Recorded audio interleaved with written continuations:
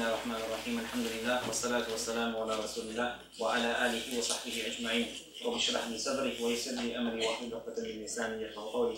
So alhamdulillah, today, this evening we recited Surah Al-Anfal, and we're also going to be starting Surah Al-Tawbah, and we'll be finishing the 10th juz of the Quran today.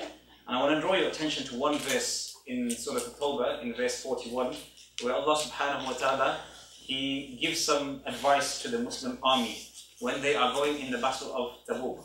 And if I can just put this verse into context, this was a time where the Muslim army was at its peak.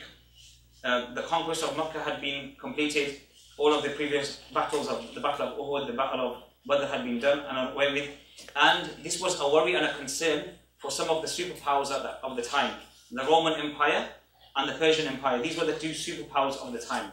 So because they were worried about how rapidly Islam was progressing and expanding across the Arabian Peninsula, they made an intention to surprise the Muslims and make a surprise attack. But the Prophet ﷺ, he was informed of their intentions. And at this time, the Prophet ﷺ, he gave an instruction to mobilize the Muslim army. And because they were going to be facing such a great superpower, the Prophet ﷺ had to try and get all of the resources that he could. During this time in Medina, it was a very hot time, a very hot season. And even the journey to the Battle of Tabuk, it was a very long journey. Usually the Prophet ﷺ, whenever he used to go for an expedition, he used to keep his intention to himself in secret until the time of the expedition.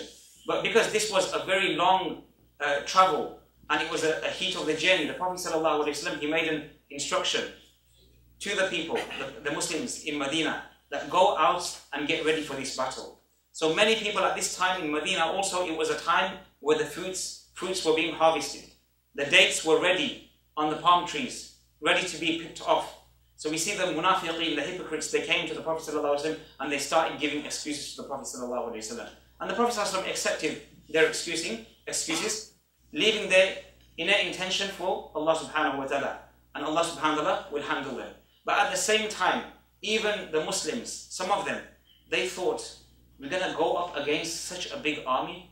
What are we going to be able to take with us? Or what are we going to be able to give in this battle? And Allah subhanahu wa ta'ala says, انفروا خفافا وثقالا وجاهدوا بأموالكم وأنفسكم في سبيل الله ذلكم خير لكم إن كنتم تعلمون. That go out, go forth in the way of Allah subhanahu wa ta'ala, light or heavy. Whether you're light, whether you're weak, whether you're strong, whether you have assets, whether you don't have assets, go out in the path of Allah subhanahu wa ta'ala with your wealth and your lives. This is better for you if only you knew.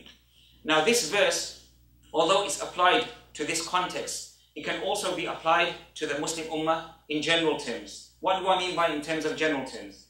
I mean, the question is, what do you contribute for the sake of Allah subhanahu wa ta'ala? Each and every one of us has something that we can contribute for the sake of Allah subhanahu wa ta'ala. And many of us, sometimes we fall into a trap. I'm not practicing, I don't have much knowledge of Islam, what can I give? No, it is an honor working for the sake of Allah subhanahu wa ta'ala.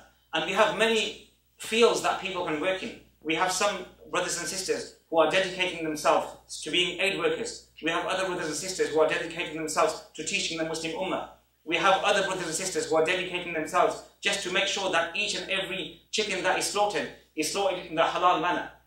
So we have all different talents, we have different abilities, we have different skills and knowledge. We apply these for the sake of Allah subhanahu wa ta'ala. There is great honor. So either we specialize in a specific field, a specific niche, or as they say, we can become an all-rounder. You know, in cricket, all-rounder. He can bat, he can bowl, he can field, he can do everything. The jack of all trades and the master of none. Right? So we can do this for the sake of Allah subhanahu wa ta'ala. It is a great honor working for the sake of Allah subhanahu wa ta'ala. When we're in a job, or when we have a good career, and we've got some flagship names, really, really big companies. I work for Emirates Airline, or I work for British Airways, or I work for Mercedes. How do we feel? Hey, I work for Mercedes, man. Do you know how fast their car drives? You know, it's a prestige engine. Who are we working for? We are working for the sake of Allah subhanahu wa ta'ala. The best of the best of the best. Just think about this. So working for the sake of Allah subhanahu wa ta'ala will bring us honor in this world and also honor in the hereafter. We ask Allah subhanahu wa ta'ala to make us of those who work for His sake and make it a means of our deeds being heavy on the day of judgment. Jazakallah khair.